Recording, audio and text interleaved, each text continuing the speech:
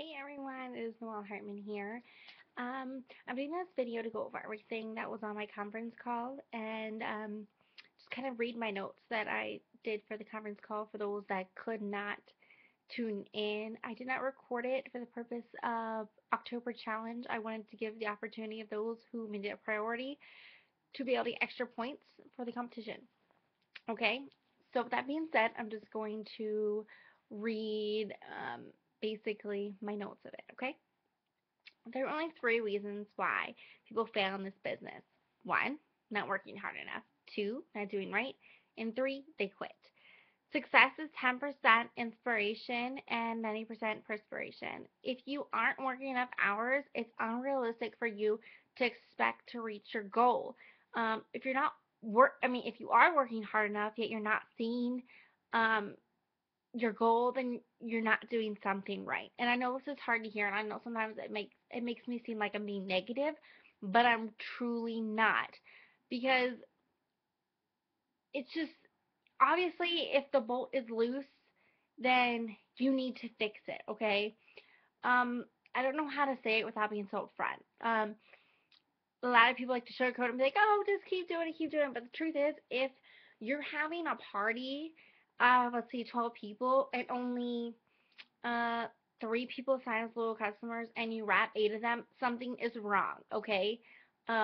You can't say, oh, I can't make them sign or I can't make it. No, I'm not saying that at all. I'm just saying something you're doing is making those results happen, okay?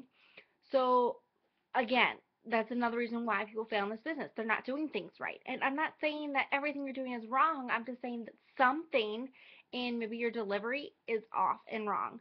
And of course, you may have the best of intentions, don't get me wrong, but something obviously is not working.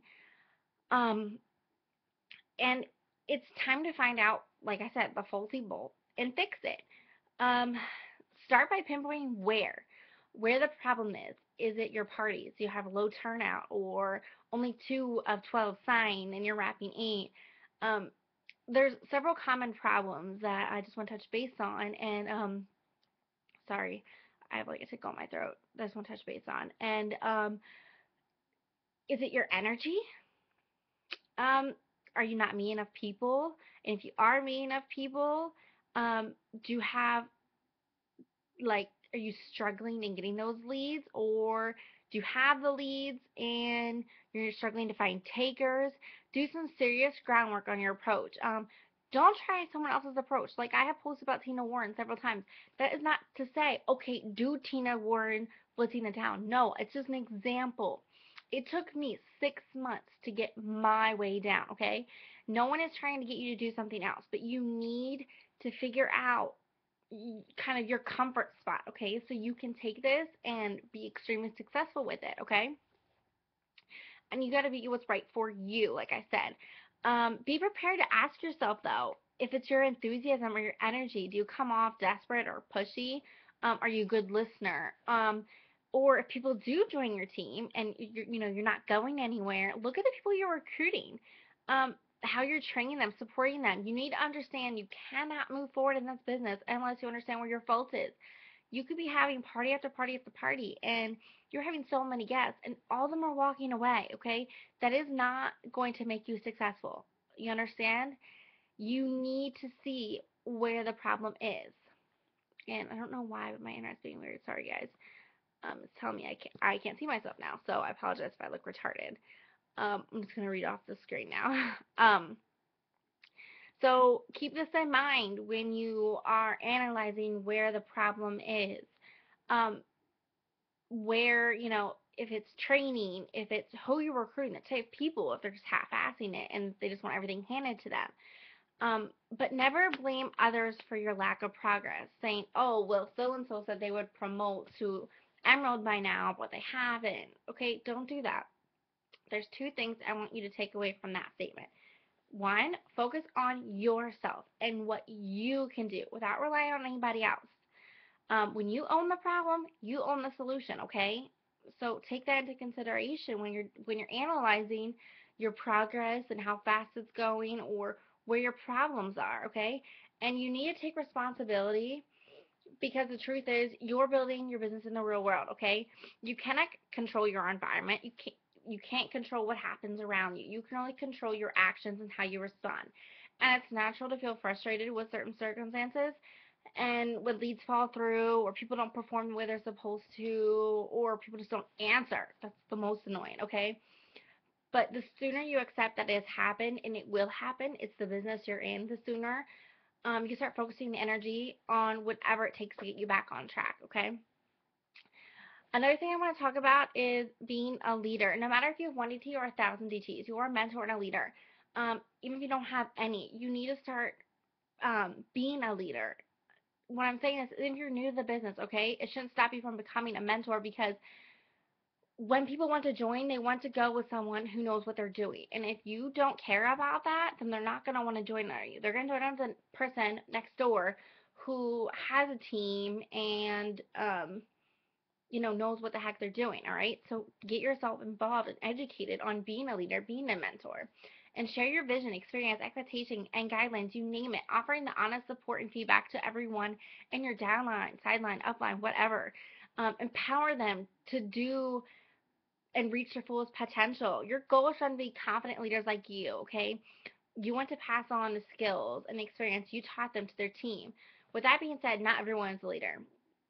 All right, some people think um, I don't know, they just pass on the responsibility. Like they will have someone in their downline who automatically goes the person above them just because it's easier.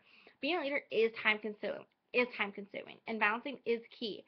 And if someone isn't ready to be a leader, then it's easier for them just to let it go up the chain of command. And the reason why I think people aren't ready to be a leader or they just aren't being a leader is because they half-ass the business. They aren't committed. So adding in that time to be a mentor and a leader just isn't their priority. So it's easier just to pass it on. Okay. So, and everyone comes in with their own range of abilities in this business, and you need to learn to accept that and different personalities, all right? Sometimes you need to understand where someone else is coming from.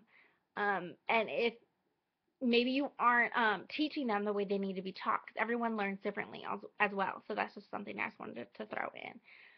Um, again, on being a leader, one thing I want to touch base on, I'm sorry, I keep saying it's because I can't see myself and it's just awkward. Focus your attention on performers who earn your support by what they do, not what they say. Don't be dazzled by someone who talks the talk until they learn to walk the walk, okay? So don't just think because someone claims this or that they're worth your time. Because like I said, being a mentor is time consuming. It takes a lot of energy. And until they prove themselves, do not invest 80% of your time with them. Okay? You need to let them prove it to you. Prove that they deserve your undivided attention. Well, not undivided, but you know what I mean. All right? So if you're in that boat, you need to evaluate your downline and who is actually showing you their worth. Not saying it, but showing you, okay? You can talk all you want, but until you walk the walk, I do not give you that time of day. I mean, I give you time of day, but I do not give you the undivided attention that a leader or a mentor would give someone that is considered a runner, okay? And another thing I want to touch base is if you are developing that mentor and leadership, you need to balance, all right? Balance your personal time with your coaching, because if you stop working in the business the way that you brought you into business, you'll slowly not progress, okay? You will just stop growing. So you need to keep making sure you are reaching your goals that you're telling your downline to do every month, okay?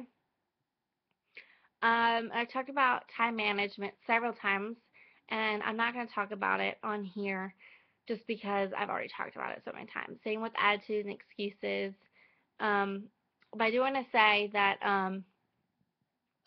when people have excuses, it's really frustrating as a leader and a mentor because you're investing your time to coach and teach, and the downline or your new DTs give you excuses and tell you this and tell you that. It is so frustrating because you've been there. So you know all the excuses in the book and you know they're just feeding you crap, okay? So when you hear this, even if you're telling your upline crap, you need to say, okay, do I want this or not? Because you miss 100% of the hoops you don't shoot for. There's no penalties for trying and trying and trying and not getting the hoop, you know? But if you don't shoot, you're gonna miss. All right? Just go for it. So I just want to talk about that. Next is um, building a team. The only way you grow your business is to bring in new blood. Okay, so each and every month you need to be going for the steps to success. You need to be doing it. Um, a lot of people say, well, I can't. It's too hard. It's not hard. If you make that goal for yourself, you can do it. And if you really want to meet that goal, you will do it. Like, you can either go out blitzing or you can network crap out of your business page, whatever. Build relationships in mommy groups, what what have you, whatever your thing is. But if that is your goal, you can do it. It is not that hard. Um, it may just be on your delivery and you're not sure exactly where to start. And if that's your issue, definitely connect with someone who um, told you to watch this video, okay, or your upline. And I talked about relationships in the call as well. And basically, this is relationship. We already know have relationships with your downline, sideline, upline, blah blah blah. But I'm saying with your clients, it takes discipline to follow up with a satisfaction call to your loyal customers. But in the long run, you'll be saving time because you won't have to keep finding new customers. You need to build a relationship with them. And when you meet someone, connect with them. And so you have that bond. Um, all right. 7 is how to be effective with consultations. I'm getting through them. Sorry, it's taking longer than I thought.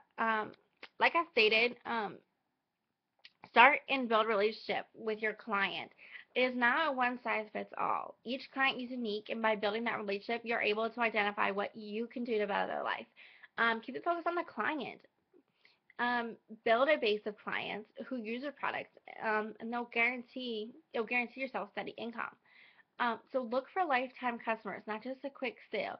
And once you know what they need, then you can offer what kind of goes towards that, like molds to their needs, okay? And when you close a sale, make sure you have reassurance in the product, whether it's a personal testimony or someone you know, and just keep keep the conversation very light and happy, um, and also after they order. So let's say you're talking to someone on the internet. Okay, so 2 weeks after we do the 2 by 2 by 2. Follow up after 2 weeks. Okay, and then once they probably got it, then 2 days after they use it, and then for 2 months. That's what Cami Dempsey suggests. For me, within 2 weeks of ordering, I asked they got the order, how they liked it, and make sure they're doing it right, and they reinforce confidence when talking to clients. And if someone is doing a personal consultation with me, I offer my premium first. You're complimenting them when you offer that, and you assume they can afford the best by saying, if you want the best or fastest results, I would recommend the Ultimate or the Fit Pack. If they say no, the price is da da da, then you say, okay, well, if you prefer to build up to your goal gradually, then I would recommend you start with these. Another is, well, many of my clients start with this and they upgrade from here. Okay, don't say too much. Just give your professional recommendation and let the client come to the conclusion. If you talk too much, you will appear salesy and you may talk yourself out of the sale, okay? So make sure you ping pong it. You give them and then wait for the response and what it is, okay? And also is the follow up. Like I said, always promise that you'll be calling to see how they enjoy the product and keep them informed on upcoming promotions and just new tidbits, okay? So whenever you call, it's so much easier. You could say, I promise to call you back and see how you're enjoying the products, rather than awkwardly calling, like, hey, yeah, it's Noel. See, how you let it's very awkward. Okay, so it's very important to make sure that you tell them right away that you will be contacting them. Make sure, and if they do not order and you have a conversation, then just ask, is it okay if I stay in touch with you, upcoming promotions, and just send you little, things here and there. Um, they'll probably say yes. So that way you have that kept, and just keep tabs on each customer, whether it's Excel spreadsheet or just footnote cards, whatever.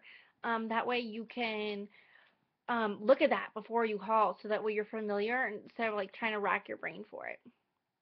So what you can basically take away from this conference call that I did was prioritize, make goals, which I didn't really talk about, but we've already talked about that before, is making your goals. Putting yourself up to a daily task, which is what time management I talked about. Keeping in contact. Build relationships. Don't prejudge, and the only way to stop growing is to stop moving. Momentum in this industry is everything. You cannot fail if you keep moving and developing. It's perfectly fine to work at your own pace based on your own goals and circumstances. I understand that. But if you set out with a certain knowledge where you want to be, let determination take you there. The only way not to get there is if you stop moving. You will set yourself up to fail if you always think things will go your way. So understand life happens. Like I said, you cannot, change your environment and what happens around you. You can change how you react to it and how you handle it. And expect your journey to be challenging, okay? We all hit roadblocks and obstacles. If you want to be successful, you got to keep going. If you're serious about success, you cannot afford to let outside influences affect you. Um, like I said, things don't go as planned, fine. Just change things up a bit. All right? You can't control everything around you. You can only control your own thoughts and actions. And pointing a finger at making excuses will get you nowhere. We all have falls. And like I said on the conference call, think of it this way. Look at all the effort and energy we put into trying to walk and like master things in life in general. Um, Imagine if you like stopped because you fell. You stopped trying to walk because you fell a couple times as a toddler. Does that kind of make sense now? You will all be able to get past whatever comes to you if you just keep moving. Keep your head held high and just be positive. And the only person that can pull the brakes on the business is you. And I want to leave you with um, thinking in your head, the only difference between me and you is that I decided to build my business as a career. I decided this isn't going to be a hobby or fly by night business. I made a decision to build a legacy. I made a decision to go full force and build a solid foundation. You have to decide what is it going to be? Is it going to be a hobby or is it going to be a career and a business for you? Is it going to bring in a couple extra $100 a month or is it going to be, ten, $20,000 a month? You have to decide on what you want. And you can't say, oh, it'd be nice to have 10,000. No, it's either you want it or you don't. You need to identify what it's going to be for you. Okay?